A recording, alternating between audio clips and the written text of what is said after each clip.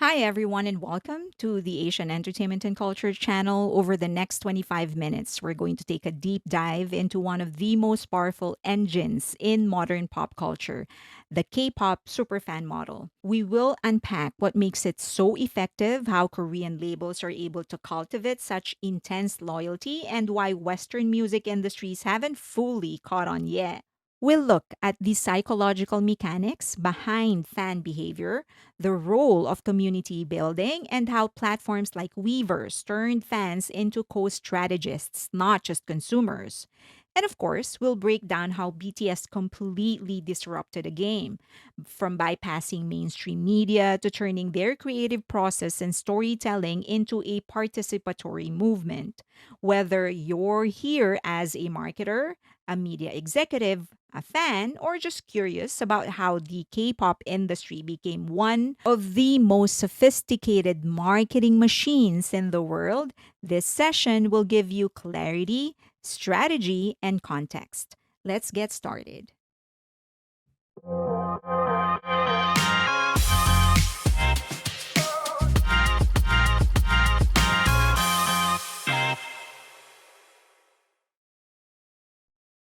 So, what exactly is the superfan model in K pop?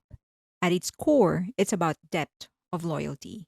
Not just how many fans you have, but how engaged they are. You've got casual listeners, they'll stream a song, maybe watch a music video, or catch a concert when it hits their city.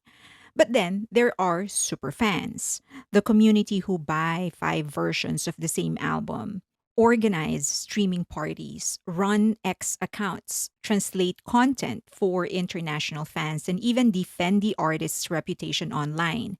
In K pop, labels don't just build audiences, they cultivate advocates. And that changes everything. Fans as brand ambassadors. In the K pop world, fans don't just support a group, they represent them.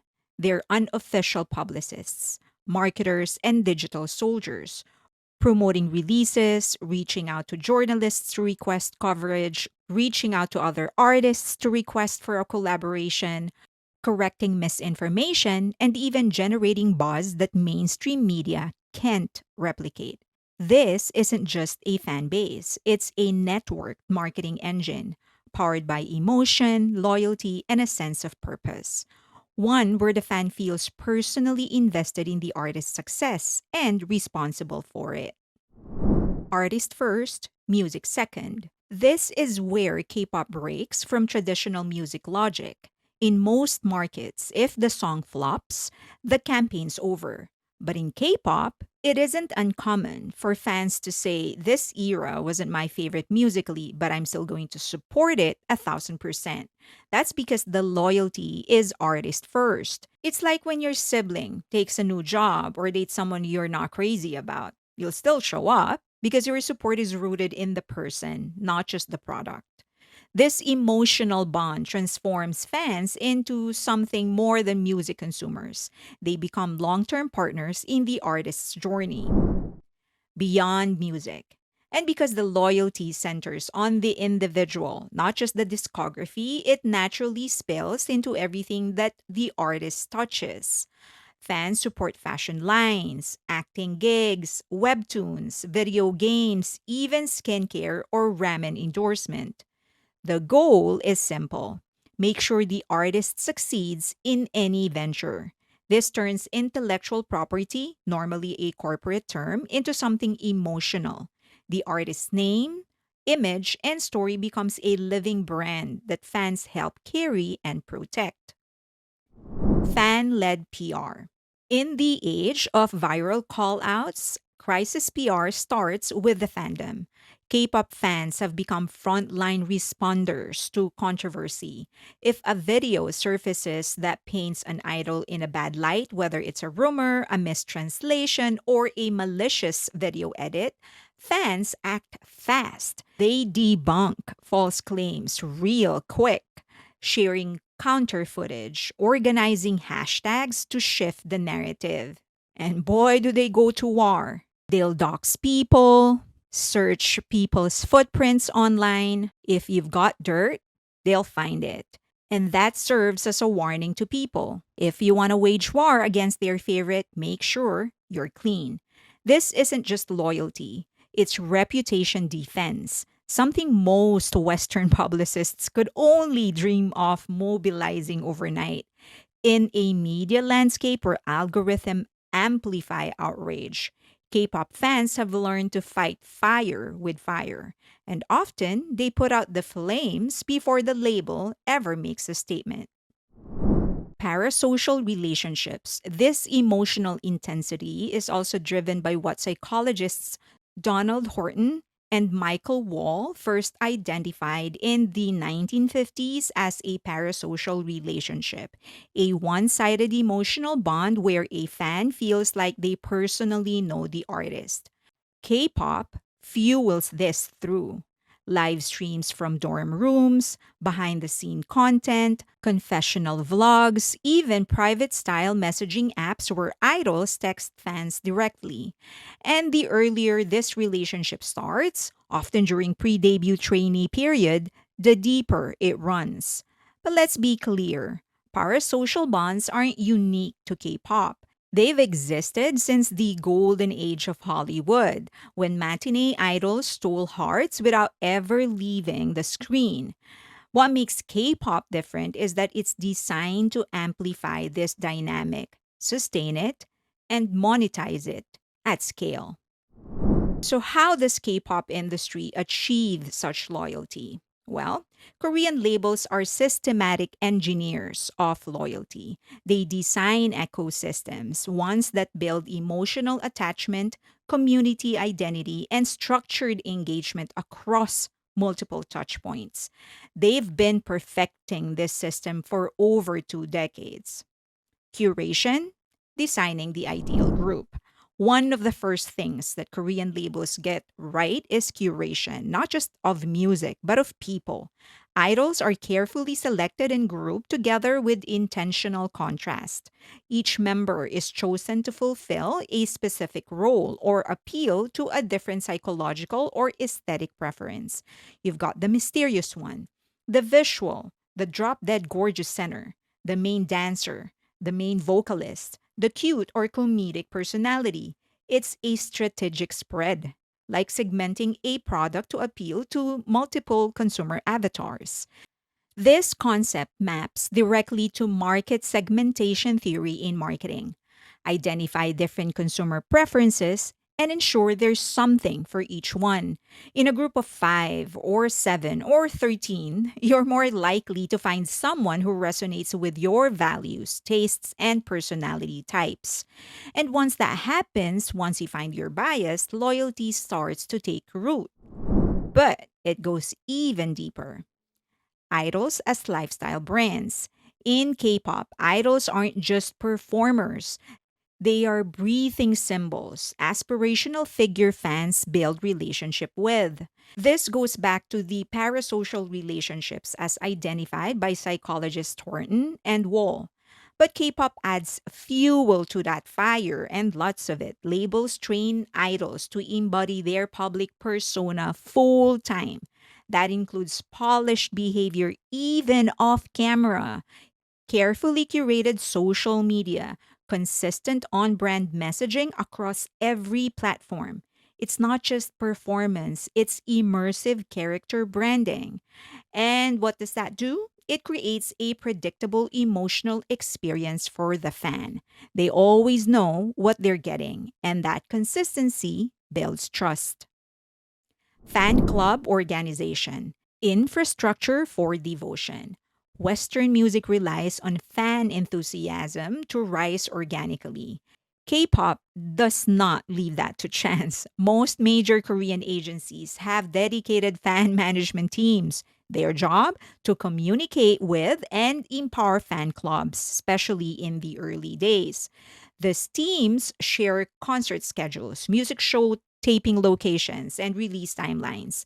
They offer exclusive access to pre recordings, sound checks, and fan only events, incentivize official fan club membership with perks, early ticketing, and merchandise. As a group gains popularity, even being invited to these events become a status symbol. What started as a simple support becomes elite access, a powerful motivator that drives more fans to organize, participate, and contribute financially. Structured fandom culture. K pop also formalizes fandom in a way that Western industries rarely do, if at all. Every group has an official fandom name: Army, Stays, Once, a designated color scheme: yellow, silver, purple, official light sticks that sync with concert production, and in many cases, annual membership kits with exclusive merch and fan privileges. These aren't superficial details. They create a sense of belonging and group identity, key components of social identity theory introduced by psychologist Henry Tajfel.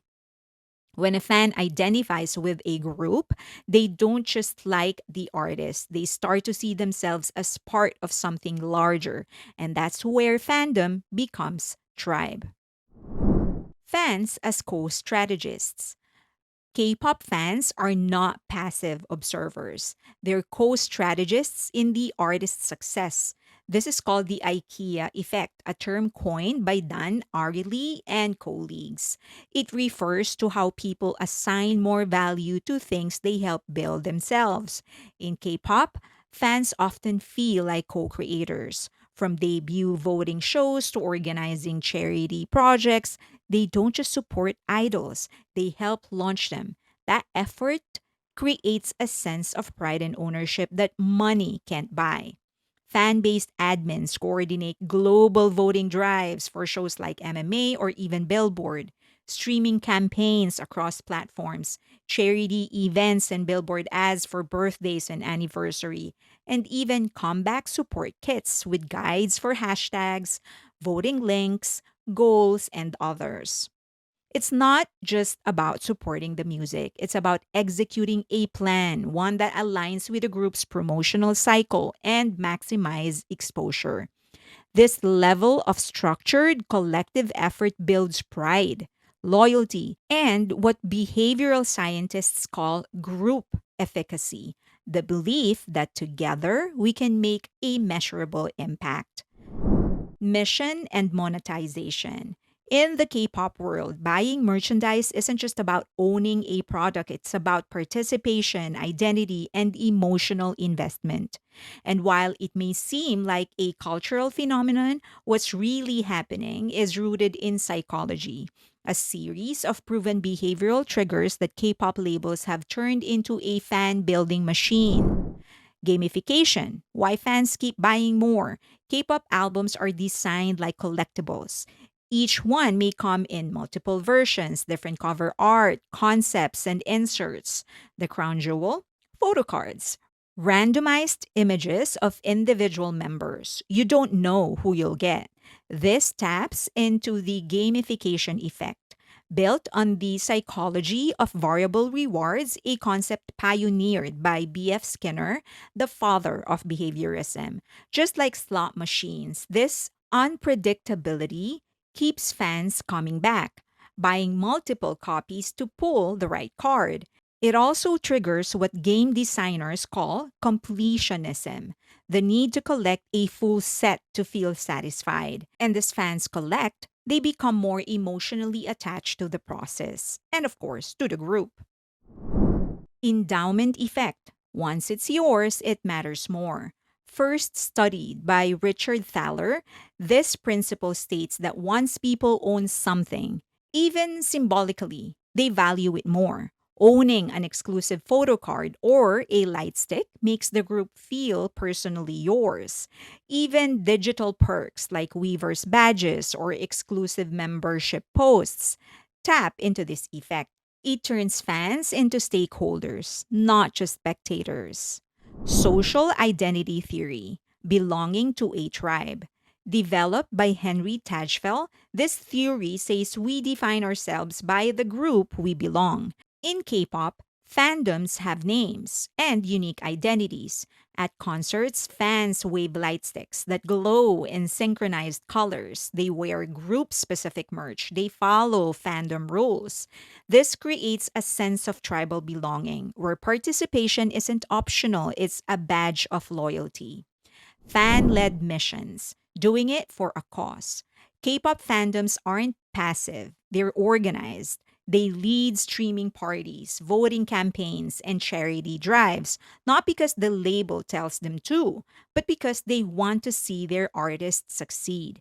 This aligns with the commitment and consistency principle coined by psychologist Robert Cialdini. Once people commit to a cause, they act in ways that stay consistent with that identity, buying more, promoting harder, showing up louder. How BTS disrupted the game. When people talk about BTS's global dominance, the default explanation of many haters is that, oh, it's just social media. And while it is true that BTS mastered digital platforms, let's be honest, they weren't the first idol to use social media, nor the only one. So, what made them different? Communication, not just visibility. For much of K pop history, visibility wasn't even the goal. In fact, many first gen idols avoided it. Take HOT, for example. They famously turned down an offer to appear on a family reality show called Baby Diaries, wanting to maintain a distant, mysterious image. But when GOD accepted the offer and went ahead with GOD's Baby Diaries, a show where they cared for a toddler, it became a turning point. The show's warmth and relatability skyrocketed their popularity, and member June Park later admitted that show saved their group. Still, for many years, visibility was tightly controlled. At YG, Jenny revealed that Blackpink were intentionally kept off mainstream shows or even off the eye of the public in general to maintain the aura of exclusivity. Even when visibility opened up, it was filtered through mainstream channels, TV variety shows, music shows, red carpets. It was Super Junior and later groups like Shiny and Girls' Generation who began to expand into these spaces more freely. But even then, direct to fan idol communication was rare. BTS was the one who broke the filter. BTS didn't wait for gatekeepers. They bypassed the traditional media ladder and went straight to the fans. They run their own Twitter account, personally managed by the members. They launched a YouTube channel, Bangtan TV, where they uploaded rehearsal clips, behind the scene moments, self produced content, and eventually full on variety skits, mini games, and karaoke sessions. They also went live a lot on V Live and later Weaver, sometimes with a purpose, sometimes just to hang out. This wasn't just content, it was a conversation. Fans didn't just get polished PR sound bites, they got late night ramblings, demo snippets, songwriting breakdowns, and unfiltered honesty. It built something stronger than visibility. It built loyalty. Process and end product. BTS made the creative process part of the fan experience. They'd hop on live streams to talk through the meaning behind the lyrics, the emotional state while writing, the intention behind a melody, the symbolism in a video. They talk about their collaborators. They'd even play unreleased demos and invite fans into their works in progress. Again, the IKEA effect is in place where people value something more when they feel involved in building it. And that's exactly what BTS did. They didn't just drop music and walk away, they taught their fans how to understand, relate, and own it. That's how you turn streaming numbers into artistic respect. Storytelling and world building. Of course, storytelling isn't new in pop. Concept albums and narrative driven music videos have existed for decades. But BTS was the first K pop group to connect storylines across albums, eras, and media. This wasn't just a concept, it was a universe. The BU, the Bangtan universe, unfolded across music videos, short films, webtoons, books, games, live streams, and of course, their music. Their storylines dealt with time travel, loss, trauma, healing, and rebirth, mirroring both literary themes and psychological archetypes. And this influence is massive.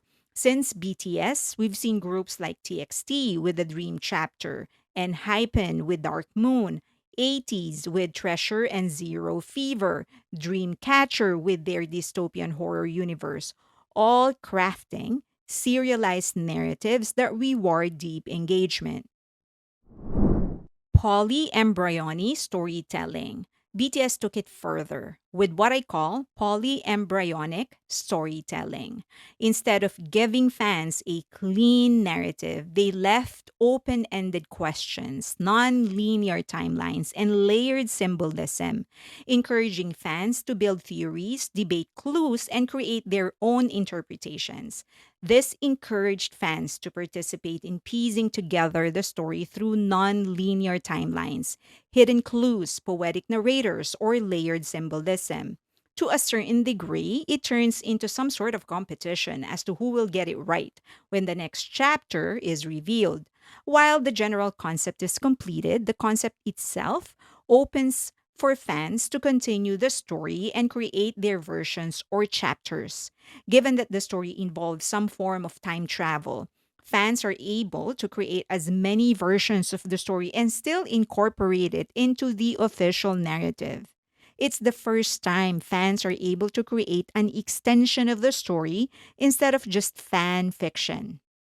Tech powered community hubs. Labels don't just leave fandoms scattered on social media, they centralize them.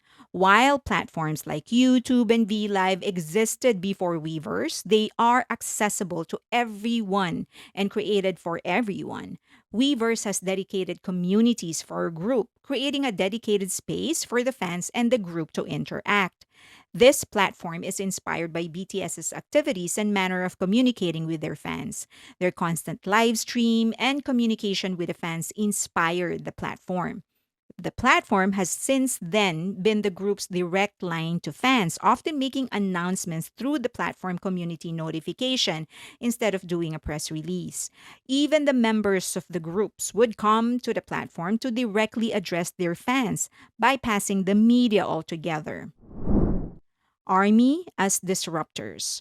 Army has also been a big disruptor. Early fan groups like Bangtan Subs quickly translated songs, interviews, and shows in which BTS members participated. While they weren't the first to do that for an idol group, they were the first to do so consistently. It has since encouraged other fans to do the same. Some provide a much wider and deeper cultural context of expressions. It gave non Hangul speaking armies a better understanding of what BTS members are trying to communicate in their music and direct communication. In doing so, Army lowered the barrier to entry for international fans and raised the bar for what global engagement looks like. They weren't the first to do fan translation, but they were first to do it at scale with consistency and community accountability. And now, that's the standard. So, why hasn't the West done this yet? If K pop superfan model is this effective, why haven't Western music labels adopted it? Well, because the infrastructure just isn't the same. Western music culture is artist centric, but lacks the infrastructure and fan funneling mechanics. Western music culture is built around the artist, not the ecosystem. In the K pop system, the label acts like an IP factory. It develops the concept, trains the talent, controls the branding, and builds a long term fan pipeline. It's like launching a startup, except the product is a pop star. Now, compare that to the Western model, where the label's role is mostly distribution and promotion. Artists value what they regard as authenticity. They value being able to develop and grow organically instead of being given anything by the label. Some Western artists are catching on and they are starting to adapt. Taylor Swift, for example, she has arguably built the most K pop like fandom ecosystem in the West, from cryptic Easter eggs to multiple album versions to direct fan interaction. She makes fans work for the reward. She even pioneered secret sessions, private listening parties for handpicked fans. It's intimate, exclusive, and pure fan service. Beyonce actually had club renaissance. Beyonce embraced limited edition merch, themed parties, and cryptic teaser campaigns that felt almost K-pop coded. Each fan drop was a curated cultural moment. However, it's not quite there yet. I'm not sure if it will ever be in my lifetime because the culture, the contracts, and the commercial models aren't wired for it. But as fandom power becomes more valuable than streaming numbers, we will most likely see more Western artists building ecosystems, not just audiences. And when that happens, they won't just have fans, they will build a loyal, self sustaining community. It's definitely possible for Western labels to copy the K-pop superfan model, but only if they transition from music first to fan first. And that is going to be a major hurdle because you do need to go beyond making fans love or like the artist or the songs. You need to make the fans feel seen, needed, and included in this process. That's going to be a major cultural hurdle because the West really they value their individuality, their independence, their freedom, and there is this notion that if you allow anybody else to affect your art, then it is not authentic anymore. However, what's interesting is the incoming generation, Gen Z and Alpha, they're becoming more comfortable with having a conversation with their followers because of technologies and platforms like TikTok, YouTube, and of course the future ones, the metaverse. It's becoming more symbiotic. The reaction is becoming faster, so they're also becoming more adept in finding that sweet spot between giving what the fans want for views, for clicks, for engagement, and also stay authentic to what you really want to deliver. So it's going to be interesting because I do think the West will transition to that, but only because there is going to be a whole shift, a whole evolution on on the culture. So yeah, it'll be interesting, and I would love to know what you think about it. But first, if you can please like the video, subscribe, and hit that notification button. But more importantly, share the video because, as you know, BTS is actually shadow banned in YouTube, and any channel that is connected or associated with BTS were included in that shadow ban. So giving us a like and sharing the video will really really help. Also, if you can donate to the channel, it would be a huge help. As you know, we're expanding the channel, we're creating the online magazine. We're very close to completion. We do have a soft launch, but we're creating something better.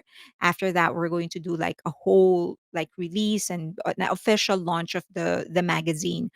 Yeah, so that would really help. Also, please follow me on X and also on IG, but more importantly, follow me on Patreon because that's where really the community is. So a lot of conversations going on, not just about BTS, but movies, TV shows, even controversial topics. So I'll see you there. Thank you.